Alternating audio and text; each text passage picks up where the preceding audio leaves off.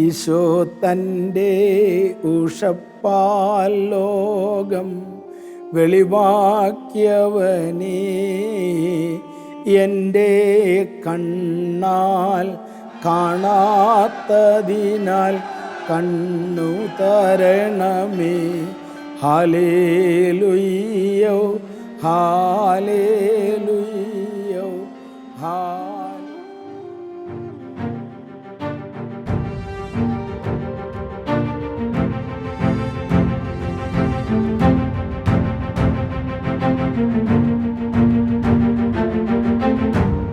ആദ്യ നൂറ്റാണ്ടുകളിൽ ക്രിസ്തുവിൻ്റെ ജനനവും മാമോദീസായും ചേർന്ന് ഒറ്റ പെരുന്നാളായിട്ടാണ് ആഘോഷിച്ചു കൊണ്ടിരുന്നത്. എപ്പിഫണി അല്ലെങ്കിൽ ദനഹ എന്നായിരുന്നു ആ പെരുന്നാളിൻ്റെ പേര്. ദിനാഹ് എന്ന് പറഞ്ഞ സുറിയാനി ധാതുവിൽ നിന്നാണ് ദനഹ എന്ന് പറഞ്ഞ പദം ഉണ്ടായിരിക്കുന്നത്. അതിൻ്റെ അർത്ഥം ഉദയം എന്നാണ്. ഉദയത്തിൻ്റെ പെരുന്നാളാണ്. ക്രിസ്തുവിൻ്റെ യേശുക്രിസ്തു എന്ന യേശുദേവൻ്റെ ഈ ലോകത്തിലുള്ള ഉദയത്തെയാണ് ആ പെരുന്നാൾ കൊണ്ട് ഉദ്ദേശിച്ചിരുന്നത്. ആദ്യ 4 നൂറ്റാണ്ടുകൾ വരെ ജനുവരി 6 ദനഹ പെരുന്നാൾ മാത്രമാണ് കൊണ്ടാടിയിരുന്നത്. അതിനകത്ത് ആ പെരുന്നാളിനകത്ത് തന്നെ ക്രിസ്തുവിൻ്റെ ജനനവും 30 വർഷത്തിന് ശേഷം പരസ്യ പ്രവർത്തനത്തിന് മുമ്പുള്ള മാമോദീസായും രണ്ടും കൂടി ഒറ്റ പെരുന്നാളായിട്ടായിരുന്നു ആഘോഷിച്ചു കൊണ്ടിരുന്നത്. പിന്നീട് 4-ാം നൂറ്റാണ്ടോടുകൂടി ചേർന്ന് പാശ്ചാത്യ സഭ ഡിസംബർ 25 ക്രിസ്തുവിൻ്റെ ജനന പെരുന്നാൾ കൊണ്ടാടുവാനായിട്ട് തുടങ്ങിയപ്പോൾ ഡിസംബർ 25 ക്രിസ്തുവിൻ്റെ ജനന പെരുന്നാൾ അല്ലെങ്കിൽ എൽദോ പെരുന്നാളും ജനുവരി 6 ക്രിസ്തുവിൻ്റെ മാമോദീസ അല്ലെങ്കിൽ ദനഹ പെരുന്നാളും കൊണ്ടാടി. ഈ പെരുന്നാളുകൾ 2ആയി സ്പ്ലിറ്റ് ചെയ്തുവെങ്കിലും ഈ ക്രിസ്തുവിൻ്റെ ഉദയം എന്നുള്ള പേര് ഈ ദനഹ പെരുന്നാളിൽ നിന്ന് മാറ്റപ്പെടുക ഉണ്ടായില്ല. അപ്പോൾ ഈ കേരളത്തിലെ സംസ്കാരത്തിൽ നോക്കുകയാണെങ്കിൽ ഈ പെരുന്നാളിന് നിരവധി പേരുകളുണ്ട്. പാശ്ചാത്യ നാടുകളിൽ അല്ലെങ്കിൽ പൗരസ്ത്യ നാടുകളിലെ യെരുശലേമിൽ ഈ ഉണ്ടായ സ്ഥലത്ത് തന്നെ നോക്കുകയാണെങ്കിൽ യെരുശലേമിൽ ഈ പെരുന്നാൾ യോർദാൻ നദിയുടെ തീരത്ത് തന്നെയാണ് ഇന്നും ആഘോഷിക്കുന്നത്. പ്രധാന പുരോഹിതന്മാരും എല്ലാം അംശവസ്ത്രങ്ങൾ ധരിച്ച് യോർദാൻ്റെ തീരത്ത് വരികയും ഈ വെള്ളത്തിലേക്ക് സോപ്പ എറിഞ്ഞ് അതുകൊണ്ട് എല്ലാവരെയും തെളിക്കുകയും ആ വെള്ളത്തിലിറങ്ങി കുളിക്കുകയും ചെയ്താണ് ഈ പെരുന്നാൾ ആഘോഷിക്കുന്നത്. ഇന്ത്യയിലെ സാഹചര്യത്തിൽ തോമാസ് ശ്ലീഹായുടെ കാലം തുടങ്ങി തന്നെ ഇന്ത്യയിൽ ക്രൈസ്തവ സഭ നിലനിൽക്കുന്നു. ആദ്യകാലം മുതൽ തന്നെ ഈ പെരുന്നാൾ ഇവിടെ കൊണ്ടാടിയിരുന്നതായിട്ട് പറയപ്പെടുന്നുണ്ട്. ഈ നാട്ടിൽ ഈ പെരുന്നാളിനെ ദനഹ എന്നും പിണ്ടിപ്പെരുന്നാൾ എന്നും രാക്കുളിപ്പെരുന്നാൾ എന്നും കമ്പമെട്ട് പെരുന്നാൾ എന്നും എല്ലാം ഈ പെരുന്നാളിന് പേരുണ്ട്. പാശ്ചാത്യ സഭയുടെ ഇന്ത്യൻ സഭയിലേക്കുള്ള വരവിന് ശേഷം വിദ്വാൻമാരുടെ പെരുന്നാളും ഈ ദിവസം തന്നെ ചില സ്ഥലങ്ങളിൽ അനുഷ്ഠിച്ചു വരുന്നുണ്ട്. മശിഹായുടെ മാമോദീസായി അനുസ്മരിച്ച് അടുത്തുള്ള കുളങ്ങളിലോ നദികളിലോ ക്രിസ്ത്യാനികൾ കൂട്ടമായി ചെല്ലുകയും തലേദിവസം രാത്രിയോ അല്ലെങ്കിൽ വെളുപ്പിന് കുർബാനയ്ക്ക് മുമ്പോ ഈ നദിയിൽ മുങ്ങിക്കുളിച്ചുകൊണ്ട് യേശുക്രിസ്തുവിൻ്റെ മാമോദീസയെ അനുസ്മരിച്ചുകൊണ്ട് ഈ കുളങ്ങളിൽ മുങ്ങിക്കുളിച്ച ശേഷം ആ ഈറനോടുകൂടി പള്ളിയിൽ വന്ന് ആരാധനയിൽ പങ്കെടുക്കുന്നതിൽ നിന്നാണ് ഈ പെരുന്നാളിനെ രാക്കുളി പെരുന്നാൾ എന്നൊരു പേരുണ്ടായത്. എനിക്ക് തോന്നുന്നത് അങ്കമാലിക്ക് തെക്കോട്ടുള്ള പ്രദേശങ്ങളിലാണ് രാക്കുളി പെരുന്നാൾ എന്നുള്ള പേര് കൂടുതൽ പ്രചാരത്തിൽ ആയിരിക്കുന്നത്. അങ്കമാലിക്ക് വടക്കോട്ട് കുന്നംകുളം വരെയുള്ള പ്രദേശങ്ങളിൽ ഈ പെരുന്നാളിനെ പിണ്ടിപ്പെരുന്നാൾ എന്നാണ് അറിയപ്പെടുന്നത്. പിണ്ടിപ്പെരുന്നാൾ എന്നുള്ള പേര് വരാനുള്ള കാരണം ഈ പെരുന്നാൾ ദിവസം അലങ്കാരത്തിനായിട്ട് ഓരോ വീടുകളും ആ വീടുകൾ അലങ്കരിക്കാൻ ഉപയോഗിച്ചിരിക്കുന്ന അലങ്കാര വസ്തു വാഴപ്പിണ്ടിയായിരുന്നു. ആ പിണ്ടികൾ കുത്തി പെരുന്നാൾ ആഘോഷിക്കുന്നതിൽ നിന്നാണ് ഈ പെരുന്നാളിനെ പിണ്ടിപ്പെരുന്നാൾ എന്നോ അല്ലെങ്കിൽ പിണ്ടുകുത്തി പെരുന്നാൾ എന്നോ പേര് വരുന്നത്. നമ്മുടെ കൂട്ടത്തിലുള്ള ജിജു അച്ഛൻ, ഫാദർ പീറ്റർ കാക്കശ്ശേരി അച്ഛൻ കാലങ്ങളായിട്ട് പിണ്ടുകുത്തുകയും എല്ലാ വർഷവും തുടർച്ചയായിട്ട് പിണ്ടുകുത്തുകയും അതിൻ്റെ ക്രമപ്രകാരം തന്നെ അത് അനുഷ്ഠിക്കുകയും ചെയ്യുന്ന ഒരു വൈദികനാണ്. എന്തുകൊണ്ടാണ് ഈ പിണ്ടിപ്പെരുന്നാളിനെ ഈ പിണ്ടി കുത്താനായിട്ട് ക്രിസ്ത്യാനികൾ തിരഞ്ഞെടുക്കുവാനായിട്ടുള്ള കാരണം? ഒരു പ്രധാന കാരണം എന്ന് പറയുന്നത് അലങ്കാര വസ്തുവായിട്ട് ഉപയോഗിക്കുന്നത് പിണ്ടിയാണ്. കേരളത്തിലെ എല്ലാ പ്രധാനപ്പെട്ട കാര്യങ്ങളിലും അലങ്കാര വസ്തു വാഴയോട് ബന്ധപ്പെട്ടാണ്. വാഴക്കൊല കൊണ്ട് അലങ്കരിക്കുന്നു, വാഴപ്പിണ്ടി കൊണ്ട് അലങ്കരിക്കുന്നു. വിളക്ക് തെളിയിക്കുന്നുണ്ടെങ്കിലും വിളക്ക് അത് സപ്പോർട്ട് ചെയ്ത് നിൽക്കാൻ വേണ്ടിയാണ് പിണ്ടി ഉപയോഗിക്കുന്നത്. ഇവിടെ പിണ്ടി പെരുന്നാളിന് ഏറ്റവും പ്രധാനമായിട്ട് വിളക്ക് തെളിയിക്കുക, പ്രകാശം ഉണ്ടാകുക. ഉദയം എന്ന് പറയുന്ന ആ ചിന്തയിൽ പ്രകാശത്തെ കാണിക്കുന്ന, വെളിപാടിനെ കാണിക്കുന്ന ഒരു ചിന്തയാണ് കൊണ്ടുവരുന്നത്. അതുകൊണ്ട് പ്രകാശത്തെ ദ്യോതിപ്പിക്കാൻ തക്കവണ്ണം പിണ്ടി ഉപയോഗിക്കുന്നു. അതാണ് പിണ്ടി പെരുന്നാളിന് പിണ്ടി ഉപയോഗിക്കുന്നതിന് അലങ്കാര വസ്തുവായിട്ട് ഉപയോഗിക്കുന്നു. ഇത് പിണ്ടി തിരഞ്ഞെടുക്കുന്നതിന് ഒരു പ്രധാനപ്പെട്ട അവസ്ഥ കുന്നംകുളത്തുണ്ട്. കിഴക്കോട്ട് ആയി നിൽക്കുന്ന പിണ്ടി, അതായത് കൊലച്ചു വരുന്ന വാഴ കൊല വരുന്നത് കിഴക്കോട്ടായിരിക്കണം എന്നൊരു നിർബന്ധം ഉണ്ട്. അപ്പോൾ ഈ പിണ്ടി പെരുന്നാളിന് പിണ്ടി നമ്മൾ വീടിനകത്ത് നട്ട് നമ്മൾ തന്നെ പരിപാലിച്ച് കൊണ്ടുവരികയാണോ? നമ്മൾ തന്നെ പരിപാലിക്കുകയാണ് ചെയ്യുന്നത്. അതായത് വാഴങ്കന്ന് ഉണക്കി വൃത്തിയാക്കി അതിനെ പരിപാലിച്ചിട്ടാണ് നടുന്നത്. ആ നടുന്നത് ഏകദേശം ജനുവരി കഴിഞ്ഞാൽ, ജനുവരിയിൽ പിണ്ടി വെട്ടുമല്ലോ, അത് കഴിഞ്ഞ് മാർച്ച് മാസത്തോടു കൂടി ഇത് ഉണക്കി വൃത്തിയാക്കി എന്ത് ചെയ്യുന്നു, മാർച്ച് മാസത്തിൽ തന്നെ നടും. അപ്പൊ അതിന് പ്രത്യേക സ്ഥലം എങ്ങനെ നമ്മൾ കണ്ട് അതിനെന്തെങ്കിലും? അല്ല, നടുന്നത് കിഴക്കോട്ട് കൊല വരണം. അപ്പോൾ കൊല വരുമ്പോൾ ഇത് ഈ കന്നിന് ഒരു വാലുണ്ടാവും. ആ വാല് പടിഞ്ഞാട്ട് ഭാഗത്തേക്ക് തിരിച്ചാ വെക്കുന്നത്. അപ്പോൾ കൊല വരുന്നത് കിഴക്കോട്ടായിരിക്കും.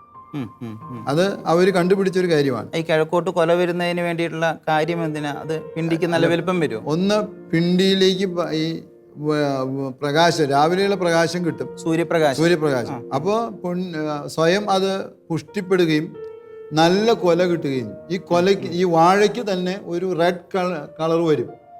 അത് കൊലയുടെ മീതെ നോക്കിയാലും അതിൻ്റെ മീതെ വരിയൊക്കെ വരുമ്പോൾ ഒരു റെഡ് കളറാണ് ഈ നേന്ത്രവാഴയ്ക്ക് ഉണ്ടാകുന്നത്. നല്ല ഭംഗിയുള്ള വാഴപ്പിണ്ടിയാണ് കിഴക്കോട്ട് വെക്കുന്ന കൊലയ്ക്ക് കിട്ടുന്നത്. ഭംഗിയുള്ള വെയിലിന്റെ പ്രകാശം കൊണ്ടുണ്ടാകുന്ന ഒരു ഭംഗി അതിനുണ്ടാകും. അത് 1 or 2 വാഴയല്ല, 5 or 6 വാഴകൾ അതിനു വേണ്ടി നട്ടുണ്ടാക്കും. ആ നട്ടുണ്ടാക്കി നമ്മൾ ഈ കൊല വന്ന വാഴ, കൊലച്ച വാഴയാണ് ഉപയോഗിക്കുന്നത്. പാളയംകോടനും അതുപോലെ തന്നെ ഈ നേന്ത്രവാഴയുമാണ് ഇതിന് ഉപയോഗിക്കുന്നത്. കാരണം അത് നമുക്ക് ഉപയോഗിക്കാനായിട്ട് സാധിക്കും. ഇത് പോള പൊളിച്ച് പെര കെട്ടാനും, അത് ആ പോള കൊണ്ട് വള്ളി ഉണ്ടാക്കി പെര കെട്ടാനും, ഇതിൻ്റെ ഉണ്ണിപ്പിണ്ടി ഭക്ഷണത്തിനും ഉപയോഗിക്കുന്നു, കറി വയ്ക്കാനും മറ്റുമായിട്ട് ഉപയോഗിക്കുന്നു. ഒന്നും വേസ്റ്റാക്കി കളയുന്നത് ജീവൻ്റെ ഭാഗമാണ്, നമ്മുടെ ജീവിതത്തിൻ്റെ ഭാഗമാണ് ഇതൊക്കെയും വരുന്നത്. എല്ലാ റിച്വൽസും അങ്ങനെയാണ് വരുന്നത്. അപ്പോൾ അങ്ങനെയാണ് അത് നട്ടുണ്ടാക്കി അത് തിരഞ്ഞെടുക്കുന്നത്. ആ തിരഞ്ഞെടുത്ത വാഴ ജനുവരി 6-ാം തീയതി അന്ന് കാലത്ത് തൊട്ട്, ജനുവരി 6-ാം തീയതിക്കാണ് ഇത് പ്രധാനം. അതുകൊണ്ട് 4-ാം തീയതി തന്നെ മുറ്റത്ത് ഒരു കുഴി, പിണ്ടി നാട്ടേണ്ടത് എവിടെയാണോ അവിടെ വെള്ളമൊക്കെ ഒഴിച്ച് വൃത്തിയാക്കി വയ്ക്കുന്നു. നമ്മുടെ വീടിൻ്റെ നേരെ നടുക്കാണ്, വാതിലിൻ്റെ നേരെയാണ് ഈ പിണ്ടി കുത്തൽ ക്രമം നടത്തുന്നത്. പണ്ട് റോഡിൻ്റെ നടുക്ക് തന്നെയാണ് പിണ്ടി നാട്ടിയിരുന്നത്. അത് കഴിഞ്ഞ് സന്ധ്യാനമസ്കാരത്തിന് ശേഷം പള്ളിയിൽ പിണ്ടി കുത്തുകയും പിണ്ടി തെളിയിക്കുകയും ചെയ്ത് വീട്ടിലേക്ക് വന്ന് കുടുംബത്തെ പ്രധാനപ്പെട്ട കാരണരാണ് ഈ പിണ്ടിയുടെ മീതെ തിരി തെളിയിക്കുന്നത്. പിണ്ടിയുടെ കിഴക്ക് വശത്തുള്ള തിരി അദ്ദേഹം കത്തിക്കുന്നു. അതിനുശേഷം കുടുംബത്തിലെ എല്ലാ അംഗങ്ങളും ചേർന്ന് പിണ്ടി തെളിയിക്കുകയാണ് ചെയ്യുന്നത്. അതാണ് അതിൻ്റെ ഒരു പ്രധാനപ്പെട്ട ക്രമം എന്ന് പറയുന്നത്. അതിനെ ചൊല്ലുന്ന പ്രാർത്ഥന എന്ന് പറയുന്നത്, വെളിവ് നിറഞ്ഞോരീശോ നിൻ വെളിവാൽ കാണുന്നു, വെളിവെ അടിയാൽ അകിരാധാരമതാം വെളിവ് നീ കാന്തിയെ ഞങ്ങളെ നീ താതൻ കതിരെ ശോഭിപ്പിക്കുന്നു എന്നുള്ള പ്രാർത്ഥന ചൊല്ലിക്കൊണ്ടാണ് ഈ വിളക്ക് തെളിയിക്കുന്നത്. അത് കഴിഞ്ഞ് പിറ്റേ ദിവസം കാലത്ത് സന്ധ്യയ്ക്ക് കത്തിച്ചു, അത് തന്നെ കിടണം. അത് കഴിഞ്ഞ് രാവിലെ വീണ്ടും അത് പുലർച്ചെ 5 മണിയാകുമ്പോൾ എഴുന്നേറ്റ് അത് കത്തിക്കുന്നു. അതോടുകൂടി പ്രഭാത നമസ്കാരം നടത്തുന്നു. രാത്രി നമസ്കാരം, പ്രഭാത നമസ്കാരം കൂടി നടത്തി പിന്നെ പള്ളി പോയി, അവിടെയും കെടുത്തുന്നില്ല, തന്നെ കെടുക ചെയ്യുന്നു. പള്ളി പോയി പള്ളിയുടെ ആരാധന കഴിഞ്ഞ് തിരിച്ചു വന്ന് കൊടിയും കുരിശിന് മുമ്പായിട്ട് ഈ പിണ്ടി വീണ്ടും തെളിയിക്കുന്നു. ആ തെളിയിച്ചത് രാത്രി ഏകദേശം 12 മണി വരെ, 11:30-12 മണി വരെ കത്തിയതിന് ശേഷം അത് സ്വയം അവസാനിച്ച് എന്ത് ചെയ്യുന്നു, അത് തട്ടുന്നു, കെടുത്തി അവസാനിപ്പിക്കുന്നു. ഇതാണ് പിണ്ടി പെരുന്നാളിൻ്റെ ക്രമം എന്ന് പറയുന്നത്.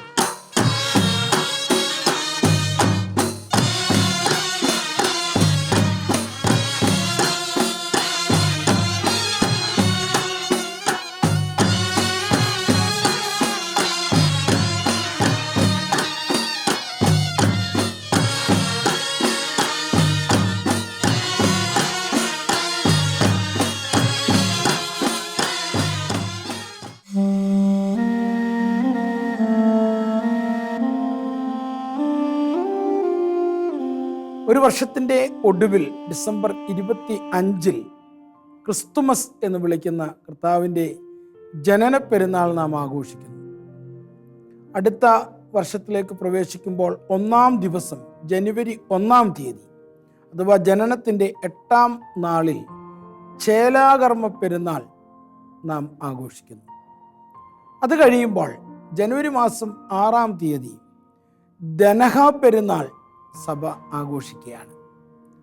ഇത് തമ്മിൽ കാലം നോക്കുമ്പോൾ 30 വർഷത്തെ കാലാന്തരമുണ്ട്. എന്നാൽ ഈ പെരുന്നാളുകൾ ജനനം, ചേലാകർമ്മം, മാമൂദീസ ഇത് ഒരു സീക്വൻസിൽ ഒരു മാലയുടെ കണ്ണികൾ പോലെ വരുന്നത് കൊണ്ട് ആ വിധത്തിലാണ് ഈ പെരുന്നാളുകൾ ക്രമീകരിക്കപ്പെട്ടിരിക്കുന്നത്.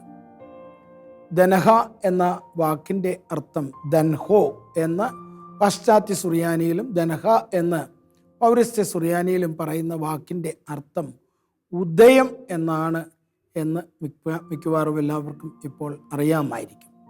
ഈ ഉദയത്തിൻ്റെ പെരുന്നാൾ എന്ന് പറയുമ്പോൾ ആരാണ് ഉദിക്കുന്നത് എന്ന ചോദ്യത്തിന് ദൈവത്തിൻ്റെ ഉദയമാണ്, ദൈവത്തിൻ്റെ വെളിപ്പെടുത്തലാണ് തെയോഫാനിയ എന്ന് പറയും. ദൈവത്തിൻ്റെ വെളിപ്പെടുത്തൽ, അതുപോലെ എപ്പിഫാനിയ എന്ന് പറഞ്ഞാൽ പ്രകാശത്തിൻ്റെ വെളിപ്പെടുത്തൽ. സർവ ലോകത്തിനും ഉണ്ടാകുവാനുള്ള മഹാസന്തോഷം അത് ക്രിസ്തു ആണ് എന്ന് പ്രവാചകന്മാർ വളരെ വ്യക്തമായിട്ട് പറഞ്ഞു. അപ്പോൾ ക്രിസ്തുവിൻ്റെ ഉദയം, ക്രിസ്റ്റോഫാനിയ, ഇതൊക്കെ ഇതിനെ പറയുവാനായിട്ട് കഴിയും. അപ്പോൾ ആ ക്രിസ്തുവിൻ്റെ ഉദയം വെളിച്ചത്തിൻ്റെ ഉദയമാണ്. അതുപോലെ തന്നെ ദൈവം പൂർണ്ണമായും മനുഷ്യനിലേക്ക് ഇറങ്ങി പ്രത്യക്ഷപ്പെടുന്നത് ആണ് എന്നുള്ളതാണ് നാം മനസ്സിലാക്കേണ്ടത്. ഏതാണ്ട് 4-ാം നൂറ്റാണ്ട് വരെ ഇന്ന് നമുക്ക് ലഭ്യമാകുന്ന ചരിത്രപ്രകാരം ക്രിസ്തുമസും ദനഹായും 2 പെരുന്നാളുകൾ ആയിട്ട് അല്ല, ഇത് രണ്ടും ഒന്നിച്ച് ആഘോഷിക്കുന്ന ഒരു രീതിയാണ് ആദ്യകാലത്ത് ഉണ്ടായിരുന്നത് എന്ന് മനസ്സിലാക്കുന്നു. ഉദാഹരണത്തിന് ഇന്നും അർമേനിയൻ ഓർത്തഡോക്സ് സഭയിലെ ജനനവും മാമോദീസായും അഥവാ എൽദോയും ദനഹായും ഒരു പെരുന്നാൾ ആയിട്ടാണ് കൊണ്ടാടുന്നത്. എൽദോ എന്ന് പറഞ്ഞുകൊണ്ട് ഒരു പ്രത്യേക പെരുന്നാൾ അവർക്കില്ല. ഇത് ഉദയം ആണ്. ലിറ്റർജിക്കൽ കലണ്ടറുകളിലെല്ലാം ഈ കാലഘട്ടത്തെ ദനഹ കാലം എന്നാണ്, ഉദയത്തിൻ്റെ കാലം എന്നാണ് വിശേഷിപ്പിക്കുന്നത്. ഉദയം അതിൻ്റെ തീർച്ചയായിട്ടും ബെത്ലഹേമിൽ അതൊരു റിയാലിറ്റി ആയിട്ട് കാണുന്നു. അത് യോർദാനിൽ സർവ്വലോകത്തിനും വെളിപ്പെടുന്നു. ഇവൻ എൻ്റെ പ്രിയപുത്രൻ, ഇവനിൽ ഞാൻ പ്രസാദിച്ചിരിക്കുന്നു എന്നുള്ള ആ വലിയ വെളിപ്പെടുത്തൽ പിതാവാം ദൈവം നാദബ്രഹ്മത്തിൽ ശബ്ദരൂപത്തിൽ വരുന്നു.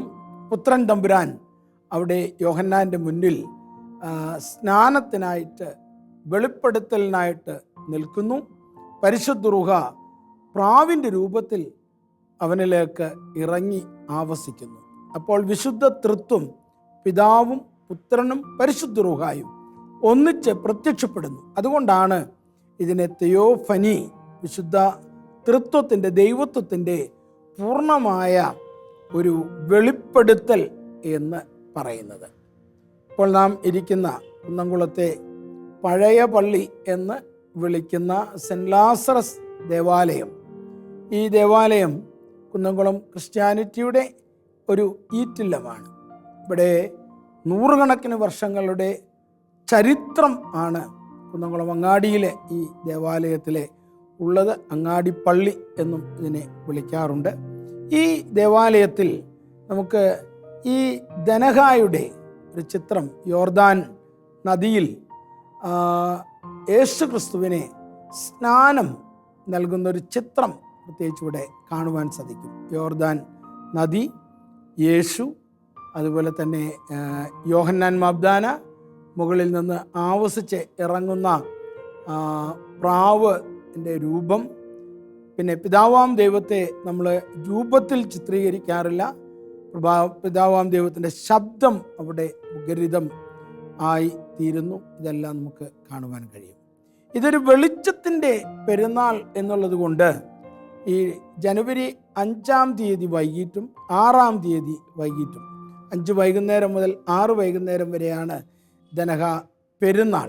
അപ്പോൾ ആ 2 ദിവസവും നമ്മൾ ഭവനങ്ങളുടെ മുന്നിൽ വളരെ വൃത്തിയോടെ കുളിച്ച് ഒരുങ്ങി അതിൻ്റെ കാർമ്മിക വശങ്ങളെല്ലാം പൂർത്തിയാക്കിയിട്ട് ശുദ്ധിയോടുകൂടി ഒരു വാഴപ്പിണ്ടി നാട്ടിയിട്ട് അതിൽ 4 ഭാഗത്തേക്കും ചിരാതുകൾ കുരിശാകൃതിയിൽ ക്രമീകരിച്ച് അതിൽ എണ്ണയൊഴിച്ച് തിരിയിട്ട് കത്തിക്കുന്ന ഒരു രീതി ഉണ്ട്. അത് കാണിക്കുന്നത് ഉദയത്തിൻ്റെ വലിയ പെരുന്നാൾ എന്നുള്ളതാണ്. അങ്ങനെ എല്ലാ ഭവനങ്ങളിലും ഈ പിണ്ടികൾ തെളിയിച്ച് വയ്ക്കുമ്പോൾ ദേവാലയത്തിൽ നിന്ന് ഒരു പ്രൊസഷൻ ഇറങ്ങും. ആ പ്രൊസഷൻ പട്ടണത്തിലൂടെ മുഴുവൻ ചുറ്റി തിരിച്ച് ദേവാലയത്തിലേക്ക് വരും. അതിൽ നാനാജാതി മതസ്ഥർ, അത് പിണ്ടിപ്പെരുന്നാളെന്നാണ് ഇവിടെ വിളിക്കുക. ഈ പിണ്ടിപ്പെരുന്നാളിൽ ഇത് ക്രിസ്ത്യാനികളുടെ മാത്രമല്ല, പെരുന്നാളുകൾ ക്രിസ്ത്യാനികളുടെ മാത്രമല്ല, എല്ലാവരും അതിൽ വന്ന് പങ്കെടുക്കുകയും അനുഗ്രഹം പ്രാപിക്കുകയും ചെയ്യും. വൈദികരാ സമയത്ത് ഈ കുരിശും ഏവങ്കേലിയോനും വഹിച്ചുകൊണ്ട്, അതുപോലെ തന്നെ തിരുശേഷിപ്പുകളുടെ ചെപ്പുകളുണ്ടെങ്കിൽ അതെല്ലാം എടുത്തുകൊണ്ട് മറുമാസകളും കിലുക്കുമണികളും എല്ലാം എടുത്ത് ആഘോഷമായിട്ട്, അഥവാ ദേവാലയം, വിശുദ്ധ മദ്ബഹ, കർത്തൃസാന്നിധ്യം ഈ ലോകത്തിലേക്ക് ഇറങ്ങി വരുന്ന, നമ്മിലേക്ക് ഇറങ്ങി വരുന്ന, ഇതാ മനുഷ്യരോടൊപ്പം ദൈവത്തിൻ്റെ കൂടാരം എന്ന ആ അർത്ഥം, അഥവാ ഇമ്മാനുവേൽ, ദൈവം നമ്മോടുകൂടെ എന്നൊക്കെയുള്ള ആ അർത്ഥത്തിൽ ഈ ജനങ്ങളിലേക്ക് ദൈവത്തിൻ്റെ കൃപ ഇറങ്ങി വരുന്നൊരു സന്ദർഭമാണ്. വളരെ വിശ്വാസത്തോടെ എല്ലാവരും അതിനെ സ്വീകരിക്കുന്നു. ആ സമയത്ത് പാടുന്ന ഗാനവും ഏറെ മനോഹരമാണ്. ഈശോ തൻ്റെ ഉഷപ്പാൽ ലോകം വെളിവാക്കിയവനെ എൻ്റെ കണ്ണാൽ കാണാത്തതിനാൽ കണ്ണു തരണമേ. അത് വളരെ ദീപ്തമായ ധ്യാനാത്മകമായ രൂപത്തിൽ അത് ചൊല്ലിക്കൊണ്ട് ഹല്ലേലൂയകളുടെ അകമ്പടിയോടെ പാടി, ഞാനൊരു പാട്ടുകാരനല്ല, ഈശോ തൻ്റെ ഉഷപ്പാൽ ലോകം വെളിവാക്കിയവനേ എൻ്റെ കണ്ണാൽ കാണാത്തതിനാൽ കണ്ണു തരണമേ. ഹല്ലേലൂയ്യോ ഹാലേലൂയ്യോ ഹാലേ. ഇങ്ങനെ ചരണങ്ങൾ ചേർത്ത് വെച്ചുകൊണ്ട് വളരെ ആഴമുള്ള ചിന്തിപ്പിക്കുന്ന ഗാനങ്ങൾ ചൊല്ലിക്കൊണ്ട് പോകുന്ന ആ ഒരു ചടങ്ങ് ആണ് അത്. ഈ ദനഹ പെരുന്നാളിൻ്റെ തൊട്ടടുത്ത ദിവസം 7-ാം തീയതി യോഹന്നാൻ മാബ്ദാനയുടെ ശിരച്ഛേദ പെരുന്നാളും 8-ാം തീയതി നമ്മുടെ സ്തേപ്പാനോസ് സഹദായുടെ രക്തസാക്ഷിത്വ പെരുന്നാളും ഒക്കെ ആഘോഷിക്കുന്നത് കാണാം. ചുരുക്കത്തിൽ ഈ ഡിസംബർ 21 മാർത്തോമാ ശ്ലീഹായുടെ രക്തസാക്ഷിത്വ പെരുന്നാൾ മുതൽ ജാനുവരി 8 സ്തേപ്പാനോസ് സഹദായുടെ രക്തസാക്ഷിത്വ പെരുന്നാൾ വരെയുള്ള ഒരു ഞാറ്റുവേല, 2 ആഴ്ചക്കാലം, അത് പെരുന്നാളുകൾ കൊണ്ട് നിബിഡമാണ്. അതിൻ്റെ മധ്യത്തിൽ ആണ് ഒരു വർഷം റോമൻ കലണ്ടർ പ്രകാരം അവസാനിക്കുകയും പുതിയ വർഷം ആരംഭിക്കുകയും ചെയ്യുന്നത്. അപ്പോൾ ഈ വാർഷിക സന്ധ്യ, നമുക്ക് ദിവസവും പ്രഭാത സന്ധ്യയും പ്രദോഷ സന്ധ്യയുമുണ്ട്. അതുപോലെ തന്നെയുള്ള ഈ വാർഷിക സന്ധ്യ എന്ന് പറയുന്നത് രണ്ടും കൂടിച്ചേരുന്നത്. ഈ കാലഘട്ടം ദൈവകൃപയിലായിരിക്കണമെന്നും ക്രിസ്തുവിൽ വളരണമെന്നും ക്രിസ്തുവിൻ്റെ ജനനം മുതൽ എൻ്റെ ചേലാകർമ്മം, എൻ്റെ മാമോദീസ, അതിലേക്ക് മനുഷ്യകുലത്തെ മുഴുവൻ ഒരുക്കുകയും വളർത്തുകയും ചെയ്യുക എന്ന വളരെ മനോഹരമായ ഒരു ആശയം ഈ പെരുന്നാളിൽ ഉണ്ട്. ഞാൻ ആദ്യമേ സൂചിപ്പിച്ചതുപോലെ ഒരുപക്ഷെ ആദ്യം ഉണ്ടായത് ഇത് രണ്ടും ഒന്നിച്ച് ദനഹ പെരുന്നാൾ എന്നുള്ളതായിരുന്നു. എന്നാൽ റോമാ സാമ്രാജ്യം ക്രിസ്തു മതം ഒഫീഷ്യൽ റിലിജനായിട്ട് എടുത്തു കഴിഞ്ഞപ്പോൾ കൂടുതൽ ദിവസം ഈ കാലഘട്ടത്തിൽ അവധി കിട്ടി. ഇത് സംക്രമത്തിൻ്റെ, മകരസംക്രമത്തിൻ്റെ കാലം കൂടിയാണ്. ആ സമയത്ത് ഏറ്റവും ഇരുട്ട് കൂടുന്ന സമയമാണ്. ഇരുട്ടിൻ്റെ പൂർണ്ണതയിൽ നിന്ന് ഡിസംബർ 21 ആണ് ദ ഡാർക്കസ്റ്റ് ഡേ. അത് കഴിയുമ്പോൾ സൂര്യൻ്റെ വെളിച്ചം, സൂര്യൻ്റെ പകൽ സമയം മെല്ലെ മെല്ലെ മെല്ലെ കൂടിക്കൂടി വരുന്ന സന്ദർഭമാണ്. അതിനെ ബർത്ത് ഓഫ് സൺ എന്ന് വിളിക്കാറുണ്ട്, സൂര്യദേവൻ്റെ ജനനം എന്ന് വിളിക്കാറുണ്ട്.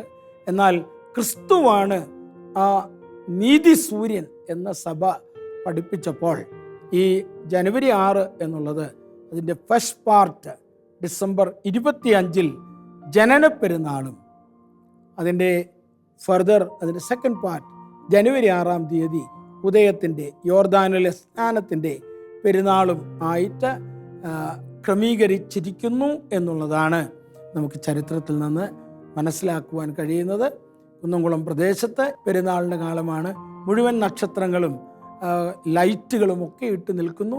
അതിൻ്റെ അവസാനം വരുമ്പോഴേക്ക് ഈ 5, 6 തീയതികളിൽ വലിയ പിണ്ടിപ്പെരുന്നാൾ, ഇവിടെ ഓർപ്പിച്ച പോലെ പിണ്ടിപ്പെരുന്നാൾ നടക്കുന്നു.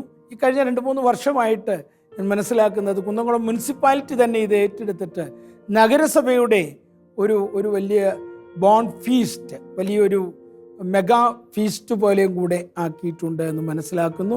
കേരളം മുഴുവൻ ഈ ഭാഗത്തേക്ക് ഉറ്റുനോക്കുന്ന ഒരു കാലഘട്ടവും കൂടിയാണ് ഇത്. ഇതിന് എല്ലാ ആശംസകളും നേരുന്നു. എല്ലാവർക്കും 2024 സർവ മംഗളങ്ങളും ആശംസിക്കുകയും ചെയ്തുകൊണ്ട്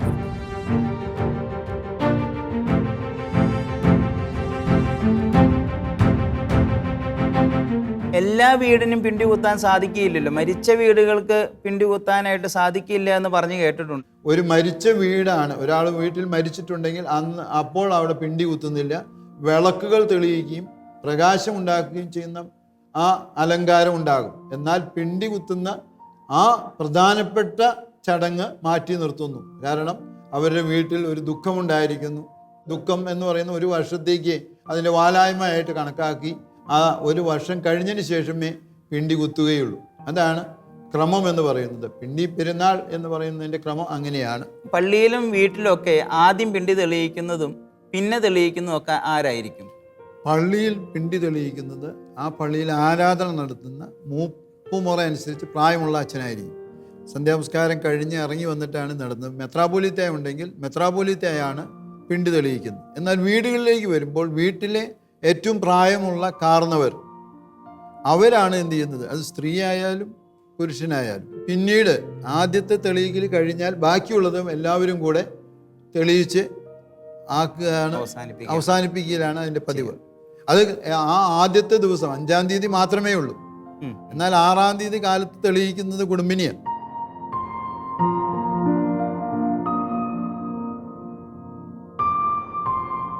പിണ്ടി വെട്ടിയിട്ട് ഇത് നാട്ടുന്നത് വരെയുള്ള ആ ഒരു പരിപാടികൾ, അതിനുള്ള ചടങ്ങുകൾ എന്തൊക്കെയാണ്? 4-ാം തീയതി പിണ്ടി വെട്ടും, 5-ാം തീയതി വെട്ടാം. പക്ഷെ നമ്മുടെ സൗകര്യാർത്ഥം എന്ത് ചെയ്യുന്നു, അത് 4-ാം തീയതി 5-ാം തീയതി വെട്ടിയതിന് ശേഷം അത് പറമ്പിൽ നിന്ന് കയറ്റി വീട്ടിൻ്റെ മുമ്പാകത്ത് കൊണ്ടുവന്ന് വൃത്തിയായിട്ട് ചാരി വയ്ക്കുന്നു. അത് ആ പിണ്ടി നശിച്ചു പോകാതെ കേടുവരാത്ത വിധത്തിലാണ് ചെയ്യുന്നത്. ഒരു 2 സ്റ്റൂളോ അല്ലെങ്കിൽ മുക്കാലിയോ വെട്ടുകല്ലോ അതിൻ്റെ മീതെ വെച്ച് എന്ത് ചെയ്യുന്നു, വൃത്തിയാക്കുന്നു. ആ വൃത്തിയാക്കുന്നതിൻ്റെ മുകളിലത്തെ കറുത്ത പോളയൊക്കെ പൊളിച്ചു കളഞ്ഞ് നല്ല വൃത്തിയുള്ള അവസ്ഥയിലേക്ക് അത് കൊണ്ടുവരുന്നു. ആ കൊണ്ടുവന്നതിന് ശേഷം അതിൻ്റെ മീതെ എല്ലാം തലയിൽ ഇത്ര പോള പൊളിക്കണമെന്നുണ്ടോ? ഒന്നുമില്ല, വൃത്തിയാകുന്ന വരെയുള്ള പൊളിക്കാം. അത് നമുക്ക് എങ്ങനെ ചെയ്യാം. ആ വൃത്തിയാക്കുന്നവർ പൊളിച്ചതിന് ശേഷം അതിന് വീണ്ടും അലങ്കാരം കൊടുക്കുന്നുണ്ട്. മാത്രമല്ല ഈ പോള പൊളിക്കുമ്പോൾ എവിടെയെങ്കിലും അല്പം വിണ്ടലോ ഇതൊക്കെ ഉണ്ടെങ്കിൽ അത് മറയ്ക്കാനായിട്ട് ഓല കൊണ്ട് ഇതിനെ ചുറ്റി അലങ്കാരം കിട്ടുന്ന. അത് 5-ാം തീയതി അല്ലേ ചെയ്യുന്നത്? 5-ാം തീയതി രാവിലെ തൊട്ട് 5-ാം തീയതി രാവിലെ. അപ്പൊ 4-ാം തീയതി കുട്ടി കൊണ്ടുവന്നാലും 5-ാം തീയതി നമ്മുടെ സൗകര്യാർത്ഥം നമുക്ക് ചെയ്യാം. സന്ധ്യാനമസ്കാരത്തിന് മുമ്പേ ഇത് നാട്ടണം. ഒരു 3-4 ആവുമ്പോഴേ രാവിലെ പരിപാടി തുടങ്ങും. രാവിലെ തൊട്ട് തുടങ്ങി. ഇതിന്റെ ആഘോഷം എന്ന് പറയുന്നത് കൊല്ലം 1 തുടങ്ങിയതാ. 10 മാസം മുമ്പേ തുടങ്ങിയതാ. അപ്പൊ അത് കൊണ്ടുവരികയാണ്. ചെണ്ടുവന്നിട്ട് ഇവിടെ എന്ത് ചെയ്യുന്നു, ഈ സാധനം വൃത്തിയാക്കി വെച്ച് അത് അലങ്കരിച്ച് അതിന് മീതെ കൊടി കുത്തും. ഈ അലങ്കരിക്കുന്ന വസ്തുക്കൾ എന്ന് പറഞ്ഞാൽ ഈ എന്ത് വേണമെങ്കിൽ കുരുത്തോല പ്രധാനപ്പെട്ട സാധനം. അതുപോലെ തന്നെ അതിന് മീതെ പൂവ് ഉണ്ടാക്കുക, അങ്ങനെയുള്ള സാധനങ്ങൾ വെച്ചിട്ടും എന്ത് ചെയ്യാം. ഓല കൊണ്ട് പൂവുണ്ടാക്കുന്ന ആളുകളുണ്ട്. അതുപോലെ കിളിയൊക്കെ ഉണ്ടാക്കിയിട്ട് അതിന് മീതെ കൊളുത്തിയിടും. അങ്ങനെയും ചെയ്യാം. അതുപോലെ തന്നെ കൊടി, ചെറിയ ചെറിയ കൊടികൾ കുത്തുന്ന ഒരവസ്ഥയുണ്ട്. ഇരിഞ്ഞാലക്കുടയൊക്കെ പോയി കഴിഞ്ഞാൽ അതിന്റെ മീതെ എനിക്ക് തോന്നുന്നത് ഈ ഇരിഞ്ഞാലക്കുട മേഖലയിലൊക്കെയാണ് ഈ കൊടികൾ കൂടുതലായിട്ട് കണ്ടിരിക്കുന്നത്. അതെ.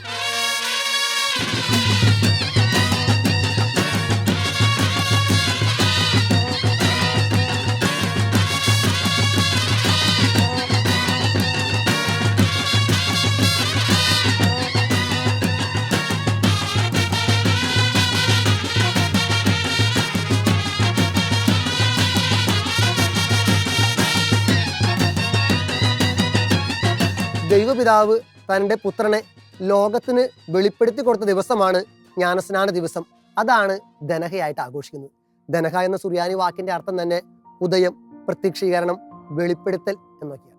പൗരസ്ത്യ സുറിയാനി സഭകളിൽ വളരെ ആഘോഷപൂർവ്വം കൊണ്ടാടുന്ന ഒരു തിരുനാളാണ് ദനഹ തിരുനാൾ. ഈശോയുടെ പ്രത്യക്ഷീകരണത്തിന്റെ ഭാഗമായിട്ട് 2 വ്യത്യസ്തമായ രീതിയിലാണ് കേരളത്തിലെ പൗരസ്ത്യ സഭകൾ ഇത് ആഘോഷിക്കുന്നത്. ഒരു തെക്കൻ കേരള ഭാഗത്തൊക്കെ ഇതിന് രാക്കുളി തിരുനാൾ എന്നാണ് അറിയപ്പെടുക. എന്നാൽ മലബാറിലേക്ക് നീങ്ങുന്നതോറും പ്രത്യേകിച്ച് മധ്യ കേരളത്തിലൊക്കെ ഇത് പിണ്ടിക്കുത്തി തിരുനാൾ എന്ന പേരിലാണ് ഈ തിരുനാൾ അറിയപ്പെടുന്നത്. അതിന് കാരണം എന്താണെന്ന് വെച്ചാൽ ഈ പിണ്ടിക്കുത്തി തിരുനാളിന്റെ പ്രത്യേകത ഈ ദൈവം പ്രകാശമാണ്, ഞാൻ ലോകത്തിന്റെ പ്രകാശമാണെന്ന് ഈശോ തന്നെ പറഞ്ഞിട്ടുണ്ട്. അപ്പൊ ഈശോ ലോകത്തിന്റെ പ്രകാശമാണ് എന്ന് വെളിപ്പെടുത്തക്ക രീതിയിൽ പഴയ കാലത്തൊക്കെ ഈ വാഴപ്പിണ്ടിയിൽ ഈ ദീപങ്ങൾ, പന്തങ്ങൾ കുത്തിവെച്ചുകൊണ്ട് കൊച്ചുകുട്ടികൾ അതിനു ചുറ്റും എൽപ്പയ്യ എൽപ്പയ്യ, ആ വാക്കിന്റെ അർത്ഥം ദൈവം പ്രകാശമാകുന്നു എന്ന് പറഞ്ഞുകൊണ്ട് ആർത്ത് ഘോഷിച്ചിരുന്നു എന്നാണ് പറയുന്നത്. അതുകൊണ്ടാണ് മധ്യ കേരളത്തിലെ ഈ ദനഹ തിരുനാൾ ഈ പിണ്ടിപ്പെരുന്നാൾ അല്ലെങ്കിൽ പിണ്ടികുത്തി തിരുനാൾ എന്നൊക്കെ അറിയപ്പെടാനായിട്ട് കാരണം. കാലങ്ങൾ മാറിയപ്പോൾ പ്രത്യേകിച്ച് ഈ മധ്യ കേരളത്തിലെ രൂപതകൾ, തൃശ്ശൂർ, ഇരിഞ്ഞാലക്കുട രൂപതയിലൊക്കെ ഈ പിണ്ടി തിരുനാളിന്റെ ആഘോഷങ്ങൾ ഏറുകയും ഇത് ദനഹ തിരുനാളിനനുബന്ധിച്ച് ഈ ജനുവരി 6-ാം തീയതി എന്നുള്ള ഒറ്റ ദിവസം വിട്ടുകൊണ്ട് വിശുദ്ധ സെബസ്ത്യാനോസിന്റെ അമ്പ് തിരുനാളുമായിട്ട് കൂടിക്കലർന്ന് ആഘോഷിക്കാനായിട്ട് തുടങ്ങി. അതേസമയം അതിൻ്റെ അന്തസത്ത നിലനിർത്തുന്ന പിണ്ടികുത്തലും അതിനെ ദീപം കൊണ്ട് അലങ്കരിക്കുകയും അതിനെ വളരെ ഭംഗിയായിട്ട് ഡെക്കറേറ്റ് ചെയ്തുകൊണ്ട് ഈ ദൈവം പ്രകാശമാണ് എന്നുള്ള രീതിയിൽ ദീപ അലങ്കാരങ്ങൾ നടത്തുകയും ചെയ്യുന്ന പതിവുകൾ ഇപ്പോഴും തുടർന്നുകൊണ്ട് വന്നിരുന്നു. ഇപ്പൊ തൃശ്ശൂർ, ഇരിഞ്ഞാലക്കുട രൂപതയിൽ ഈ ദനഹ തിരുനാളിന് അല്ലെങ്കിൽ പിണ്ടികുത്തി തിരുനാളിന് അല്ലെങ്കിൽ അതുമായിട്ട് ചേർന്ന് നിൽക്കുന്ന വിശുദ്ധ സെബസ്ത്യാനോസിന്റെ അമ്പ് തിരുനാളിന് ഒരു പ്രത്യേകമായ ആഘോഷവും കൊഴുപ്പുമാണ്. നമുക്കറിയാം, ഏതൊരു ആഘോഷവും വിശ്വാസത്തിന്റെ പ്രഘോഷണമാണ്. വിശ്വാസം കൈമാറ്റം ചെയ്യപ്പെടുന്നത് ആത്മീയമായിട്ടുള്ള അനുഷ്ഠാനങ്ങളിലൂടെ മാത്രമല്ല, തീർച്ചയായിട്ടും അത് ആഘോഷങ്ങളിലൂടെ കൂടിയാണ്. ആ അർത്ഥത്തിൽ ഈ മധ്യ കേരളത്തിലെ രൂപതകളിൽ ഈ പിണ്ടി തിരുനാളും അല്ലെങ്കിൽ ദനഹ തിരുനാളും ഒപ്പം തന്നെ ഈ സെബസ്ത്യാനോസിന്റെ അമ്പ് തിരുനാളും കൂടിയുള്ള ആഘോഷം ഇവിടുത്തെ വിശ്വാസത്തിന്റെ കൈമാറ്റത്തിന്റെ ഒരു പ്രധാന വേദി കൂടിയാണ്. പ്രത്യേകിച്ച് ഇരിഞ്ഞാലക്കുട, തൃശ്ശൂർ രൂപതകൾ ഇതൊരു സാംസ്കാരികമായിട്ടുള്ള അനുരൂപണം കൂടി ഈ തിരുനാളിന് നടക്കുന്നുണ്ട്. കാരണം നമുക്കറിയാം, തൃശ്ശൂർ ഒരു സാംസ്കാരിക നഗരമാണ്, കേരളത്തിന്റെ തലസ്ഥാനമാണ്, സാംസ്കാരിക തലസ്ഥാനമാണ്. അപ്പോൾ തന്നെ ഇവിടെ ഒരു ഹൈന്ദവ കൾച്ചർ, പൂരങ്ങളിലെയൊക്കെ ആഘോഷങ്ങളുടെ ഒരു കൾച്ചർ ഉണ്ട്. അപ്പൊ അതിന്റെ ഒരുപാട് എലമെന്റ്സ് ഈ പിണ്ടികുത്തി തിരുനാളിന് അല്ലെങ്കിൽ ദനഹ തിരുനാളിന് കയറി വന്നിരിക്കുന്നു എന്നുള്ളതാണ്. അത് കൊടയുടെ കാര്യത്തിലാകട്ടെ, വാദ്യമേളങ്ങളുടെ കാര്യത്തിലാകട്ടെ, വെടിക്കെട്ടിന്റെ കാര്യത്തിലാകട്ടെ, അമ്പ് അല്ലെങ്കിൽ കഴു എഴുന്നള്ളിപ്പിന്റെ കാര്യത്തിലാകട്ടെ, അങ്ങനെ ഒത്തിരി കാര്യങ്ങളിൽ ഒരു സാംസ്കാരിക അനുരൂപണം നടത്തിക്കൊണ്ടാണ് ഈ മധ്യ കേരളത്തിലെ രൂപതകൾ ദനഹ തിരുനാൾ അഥവാ പിണ്ടികുത്തി തിരുനാൾ ആഘോഷിക്കുന്നത്.